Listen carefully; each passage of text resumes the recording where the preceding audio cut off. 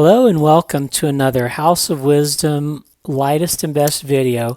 This is part 2 of the series of going through the House of Wisdom knife collection, and I wanted to make it in more shorter, more digestible parts so that our wives and girlfriends don't get mad at us for binging on knife videos for over an hour. So I'm trying to keep these under 20 minutes. The first video I didn't even get done with the B's and the C's, so I'm going to pick up at the B's and C's and we're going to continue on from there. This is the Tasha bruschi Rowdy. This is a great knife. It's a 3.5-inch blade. The weight is 5 ounces even. He uses CPM 154 steel. And the blade is oversized and really heavy, which gives it this great free-falling action. The manufacturer of this knife is Jerry McGinnis, yes, the Jerry McGinnis, and it's always been odd to me that you can't get a original by Tasha bruschi, made by Tasha bruschi, for less than $1,000, nor can you get a custom McGinnis for less than $1,000, but they team up and they make this wonderful knife where Tasha designs it and Jerry makes it, and they sell it for less than $500. So this is one of the best knife values out there if you want a really premium designer and manufacturer making your knives. The Tasha bruschi Rowdy. Okay, we're done with the B's. We're moving on to the C's. This is the Dave Curtis F3 Medium. It has a 3.5-inch blade. It is 5 ounces also. It uses CTS XHP steel, and I really like his design. There are very few carbon fiber F3 mediums he's made. I talked with him at Blade 2017 about this, and this is one of them, so I was fortunate enough to get it on secondary market. I really like his aesthetic design. He has this reticle design that he utilizes both on the clip and on the pivot, and the pivot is an oversized pivot that functions as an over-travel stop. This knife is just perfection. It flips great. His jimping, I'm going to give you a close-up of the jimping, is very fine, and I think it gives some of the best traction of any jimping of any knife. Really love this knife. It's the Dave Curtis F3 Medium. Next, we're going to jump into the Hinderers. I have a few of them. This is an XM18. Of course, it's in the 3-inch because I'm all about the lightest and best. This has the Sponto grind. It's part Tonto, and it has the jade handles. Really like this knife. And the next XM18 Hinderer I have has orange G10 scales. It has the bronze hardware. Like that look. And this has the slicer grind. And the third XM18 Hinderer 3-inch has the Tonto blade. This has black G10 handles. The next Hinderer is the half track.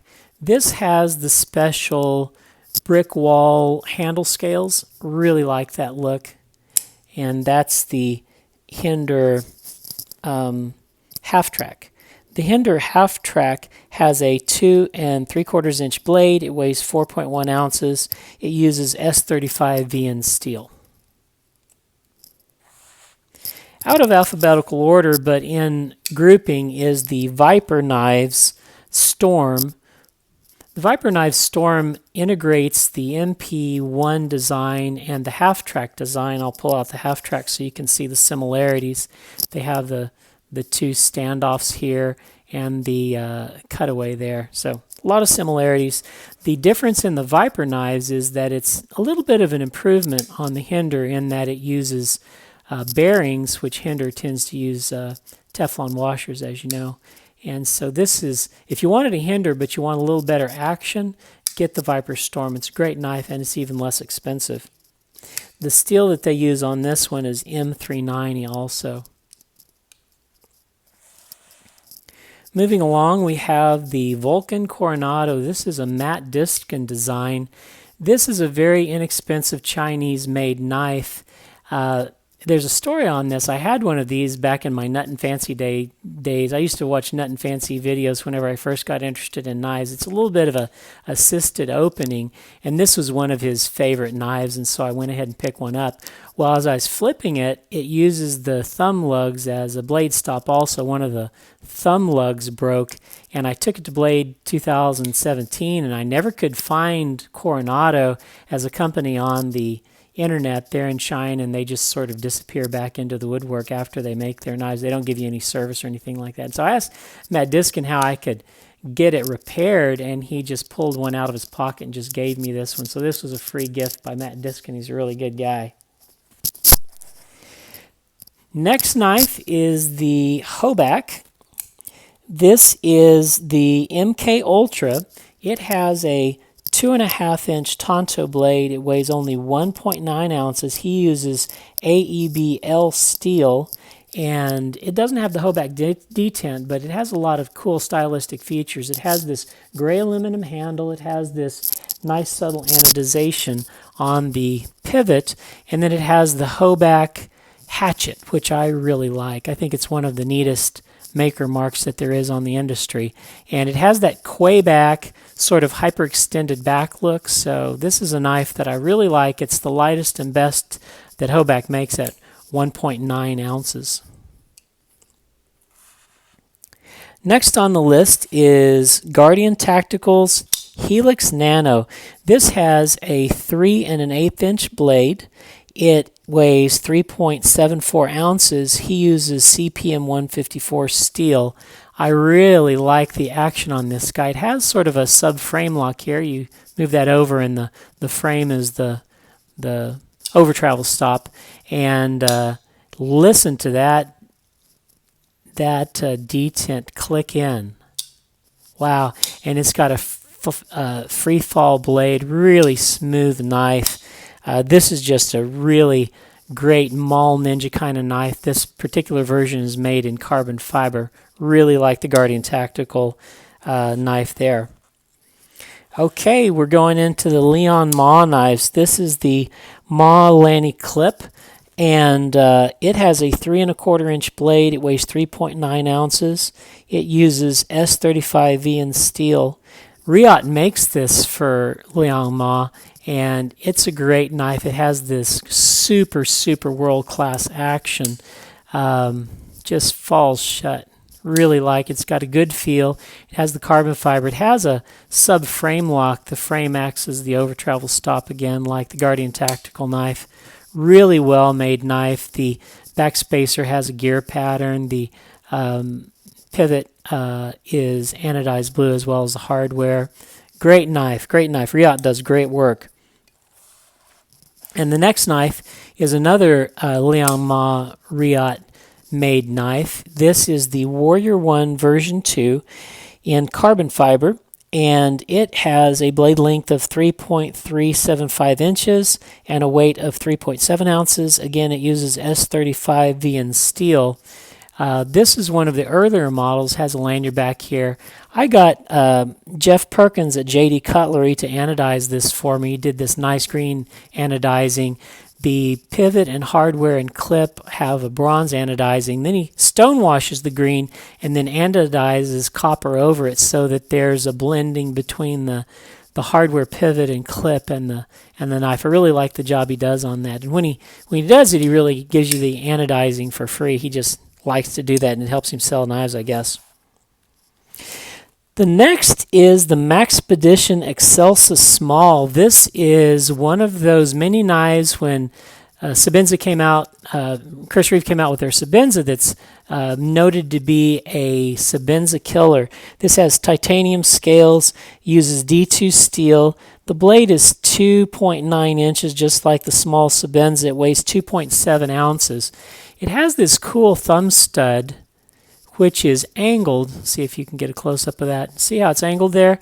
And it is one of the most comfortable thumb studs to deploy. It's in a typical drop point pattern. And this costs less than $90 for all this goodness, and it has a great action.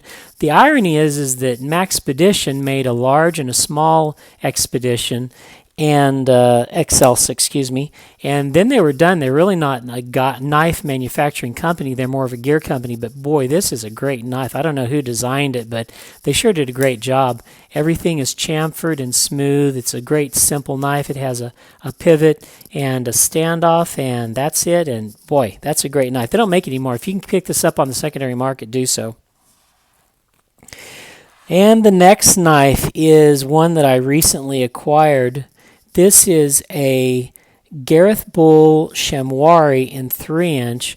It has a 3-inch blade. It weighs 2.4 ounces. It's made of M390 steel.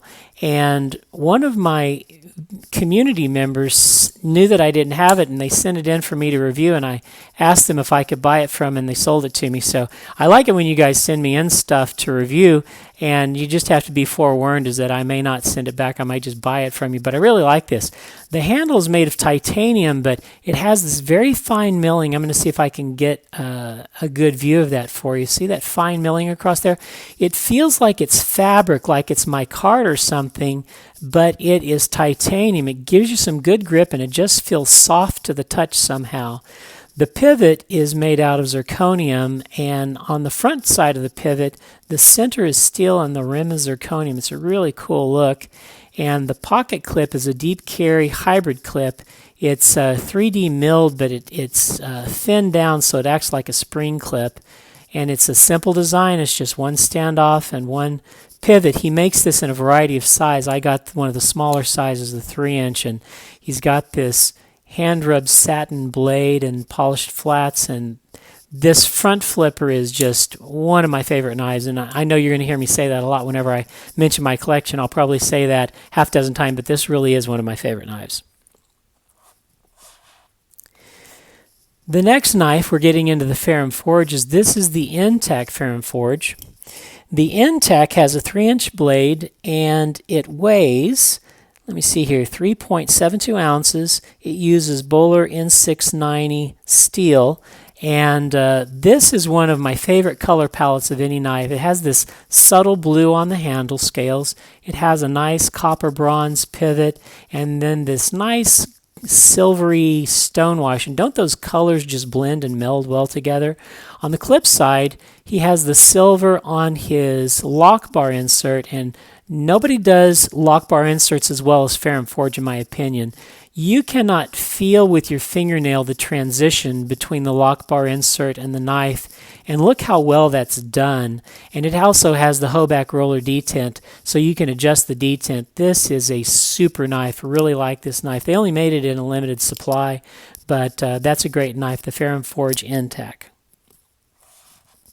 The next Ferrum Forge design knife I have, it just came out. This is the Gent. It's made by We Knives, and unfortunately, I was watching another reviews channel, and I really like the knife for what it is.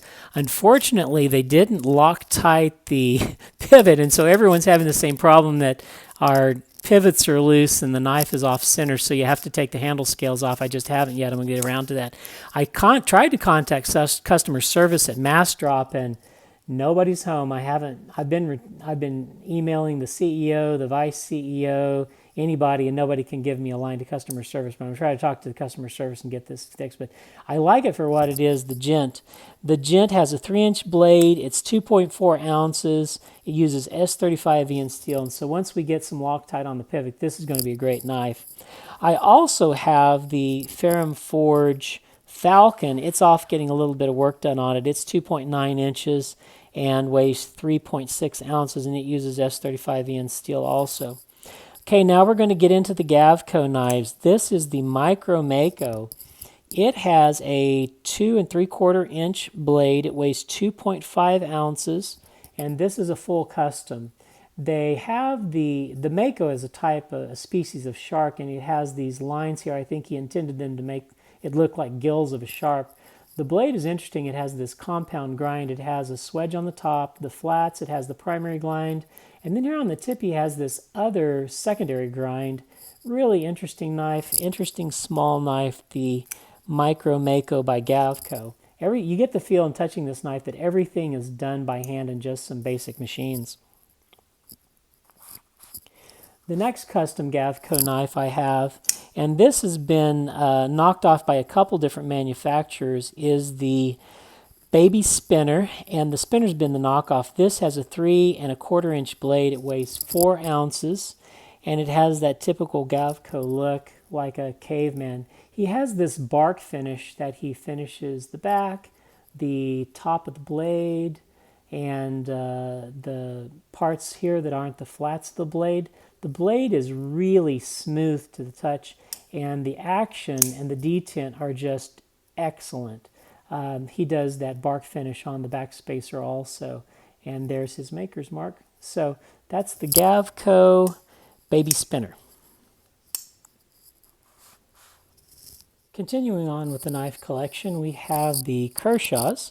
This is the Chive Rainbow, and it is a steel knife which has a titanium coating, and then they anodize it in a variety of colors, and that's just a really pretty knife. This is one of the first knives I ever got when I started getting knives. It has a 1 15/16 inch blade. It only weighs 1.9 ounces, and someone at work had this, and I thought, wow, that's a pretty knife. It's an assisted safety assist, and it has 420 HC steel. Very inexpensive knife, the Rainbow Chive from Kershaw. And the next is another Kershaw knife. This is the Scallion. It has a blade length of 2 1/4 inches. It weighs 2.3 ounces, and it uses the same 420 HC, but in a Damascus pattern in combination with another steel. That Damascus is really pretty, and this is another small knife from Kershaw. It's a safety assist also. The next Kershaw knife is the Skyline. This came out in an improved steel of S30V, and so I picked one up. It has a carbon fiber peel ply over G10, and it has a 3.1 inch blade. It weighs 2.5 ounces. I know that the Birdshot channel has really bad action on theirs, but I just got a good one because my action is just fine. I have no problems with this whatsoever. And a similar thing happened with Kershaw when they did the leak. This came out in S30V, which was an improved steel. It has a 3-inch blade, 2.5 ounces, and the S30V steel.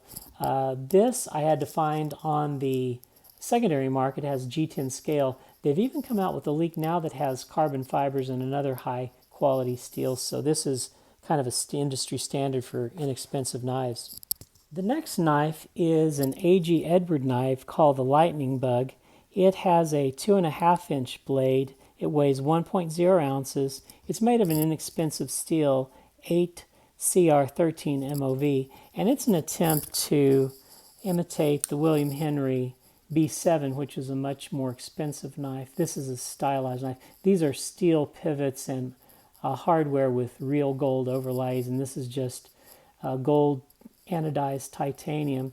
They have the same interesting anodized clip, or that's similar at least. This has a very expensive steel for its steel, and this has the cheap steel. But basically, this was an attempt to say the king has no clothes, that really, when you buy a William Henry, you can make it in a much less expensive form. This has a button lock, and it has a very smooth action.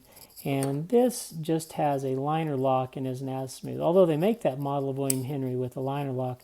But if you wanted something that looked like a William Henry, very light, sleek, and small, a gentleman's carry, the A.G. Edwards is an idea. Moving on, this is the Hogue X1 Micro. It has a 2 3/4 inch blade, 2.9 ounces. It uses CPM 154 steel. This is a new model out. I got the blackened blade with the blue aluminum handles, and really like this knife. It's a button lock, and those just free fall, and it's got a great action. The Hogue MK Ultra. Next is the Brian Ty and Friends TIE Fighter Small, and this is like the normal TIE Fighter, except it's in a more ED friendly size, and really like the small TIE Fighter from Brian Ty. The steel he uses on this is 154 cm. Okay, next is a millet knife, and I really like the millet knives. This is called the Torrent. It has a 3 1/4 inch blade. It's 2.9 ounces. It uses CTS XHP steel, and this knife is great. It has a titanium scale with a carbon fiber skeletonized overlay, and the action on this knife is just perfection. Really great, perfect knife. It has a low profile flipper tab so that it's sleek in the pocket and you can put your coins over it, and wow, this is a really great knife. I really love this knife. The next knife is the O'Hare Minified RFK. This knife is a small knife. It's 2 3/4 inches. It has a 2.5 ounce weight. It uses CTX XHP, and this one I got on the secondary market. It is a cute little knife and has a really strong detent. Really like this Minified RFK from O'Hare. The next is a Jerry McGinnis Mini XO in carbon fiber. It has a 3.1 inch blade. It weighs 2.6 ounces. It uses CPM 154 steel, and the action on this knife is great. And I don't understand how Jerry McGinnis can do it. He makes the rowdy for Tasha bruschi, and this is another knife that is sort of a production knife for him, but he sells it at a lower price. This is one of my absolute favorite knife. It's the right size, feels great in the hand, it's light. It is a perfect knife. He doesn't put a lock bar insert on his lock bars, but they have no stick whatsoever. This is just the smoothest knife you can get. Love that knife. Moving on, we're going to talk about now the Lian Steel. This is a better thumb disc than a flipper, really. This is the Lian Steel TRE, and it has both a thumb flipper and then a thumb disc, and then you can also pull it out manually, I guess, is the idea. There's 3 ways to deploy it. It won the Knife of the Year in 2015, and it is a great knife. It has a 2.91 inch blade. It weighs 2.19 ounces. It uses Bowler M390 steel, and it just feels great. It's machined in a 3D fashion, and it even has this little machining on the titanium. I don't know if you can appreciate that in this light, but really great knife. Really love the TRE. Next is the Pena. This is the Lani clip flipper by Pena. It has a 3 1/4 inch blade. It weighs 3.8 ounces. It uses CPM 154 steel, and it has a subframe lock like many of the other knives. This knife has a really brisk detent, and it's just perfection. Of all the knives I have, the fit and finish on this, where he merges the carbon fiber to the titanium bolster, you cannot feel that with your fingernail. The fit and finish on this is probably the best I have of any in my collection, the Pena Lani clip flipper. Moving to the Kaisers. This is the Kaiser Dukes. It's one of the Vanguard series. It has a 3 inch blade. It weighs 2.4 ounces. It uses an inexpensive VG-10 steel. It costs less than $70. This is what I call the best flipper you can get in the under $100 price category. If you don't have a lot of money and you want a knife that flips great, get the Kaiser Dukes. Next is another Vanguard series with the Kaiser. This is the Flashbang. It has a 3.07 inch blade. It weighs 2.8 ounces. It has also a VG-10 blade. But look at how sexy that blade looks with that little recurve there. It has a really good flipping action too, just like all the Kaiser knives does. That's the Kaiser Flashbang. Next is the Kaiser Mini Intrepid with a 3 inch blade weighing 3.05 ounces. It uses M390 steel, so it has a steel upgrade. Of all the knives in my collection, my daughter that just graduated selected this one. She could have had a Grimsmo, she could have had a Shirogorov, but she chose the Mini Intrepid. She likes the action. It's just right for her hand, she says, and that's what she got, a Mini Intrepid. The Kaiser Dorado, Mini Dorado. It's a 3 inch blade. It weighs 3.51 ounces. It has M390 steel, just like the Mini Intrepid. It has the recurve blade too. This is a Cucchiara design also. This is a great knife. The handle just feels great in your hand. The Mini Dorado. And the last knife that we're going to look at on this part 2 of the series is the DDR Gun Hammer Torpedo. It is a knife that is designed by Daryl Ralph. It's a production knife, though, made over there in Forney, Texas. And It's a great knife. It's a spring assisted, as you can tell at how hard it flips out. It's a 3.5-inch blade, it's usually larger than I usually take, and it weighs 5 ounces. It uses S30V steel, and it is really a tactical knife if there was a tactical knife. One of the things that's interesting about it is his flipper tab. It's completely rounded and smooth and with a little bit of jimping, so it is easy to deploy this knife. I don't know why more manufacturers don't integrate this design of flipper tab where it's just rounded on top with no sharp edges. It's really easy to deploy. So that's the DDR Gunhammer Torpedo. Well, that's it for part 2. In a couple days, I'll go ahead and put part 3 out. So thanks for watching. If you like any of the knives in particular, please leave a note down in the comments section, and we'll see you on the next House of Wisdom Lightest and Best Knife Review video.